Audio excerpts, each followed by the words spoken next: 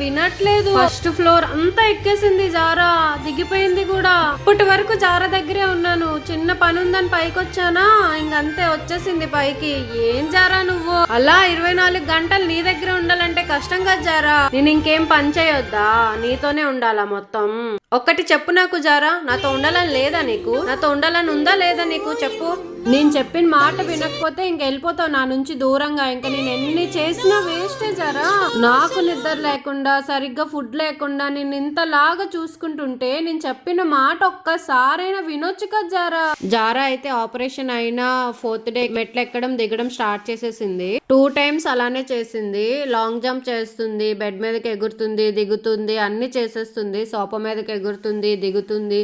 నేను ఎంత కేర్ తీసుకుంటుంటే అంతకు రివర్స్ చేస్తుంది జారా. అలానే అక్కడ మొత్తం స్టిచెస్ దగ్గర స్వెల్లింగ్ వచ్చేసింది, చాలా స్వెల్లింగ్ వచ్చేసింది జారమ్మకి. అయితే ఆపరేషన్ చేశారు సెబాస్టియన్ సార్. ఆ సార్ కి మెసేజ్ చేసి చెప్పాను అనమాట, సార్ ఇలాగ గెంతుతుంది, స్వెల్లింగ్ వచ్చింది అంటే సార్ ఫొటోస్ పెట్టమన్నారు. ఫొటోస్ తీసాను, వీడియోస్ తీసాను. ఆ ఏరియాలో మొత్తం స్వెల్లింగ్ వచ్చేసింది.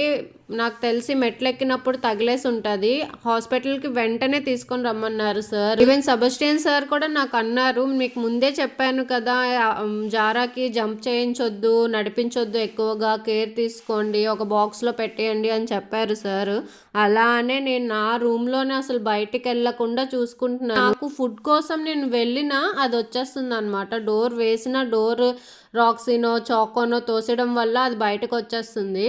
అలానే నేను డోర్ తీయకపోతే బెడ్ ఎక్కేస్తుంది అనమాట. నేను అదే చెప్పాను సార్కి, సార్ ఇది కుందేల్లా గెంతుతుంది, అసలు ఏంటిది ఎలా కాపాలి దాన్ని. టాయ్స్ అదే తెచ్చుకొని ఆడుకుంది, నా రూమ్ అని టాయ్స్ తెచ్చుకొని నింపేసింది అనమాట. సార్ అయితే ఎర్లీ మార్నింగ్ తీసుకొని రండి అని చెప్పారు. ఈ రోజు ఎర్లీ మార్నింగ్ హాస్పిటల్ కి తీసుకెళ్లాను జారాకి.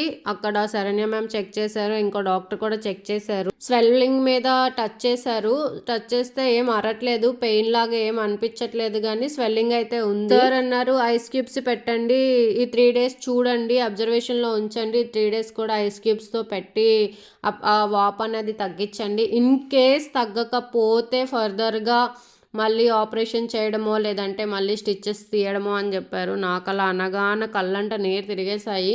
అయినా ఈ తింగర్ దానికి చెప్పిన మాట అర్థం కావట్లేదో తెలియట్లేదు, మరి దానికి తగ్గిపోయింది అనుకుంటుందో దానికి అర్థం కావట్లేదు. ఫస్ట్ ఆపరేషన్ కే చాలా ఏడిపించేసింది జారమ్మ, ఇంకా సెకండ్ ఆపరేషన్ అంటేనే నా కళ్ళంట నీళ్ళు తిరిగేసాయి.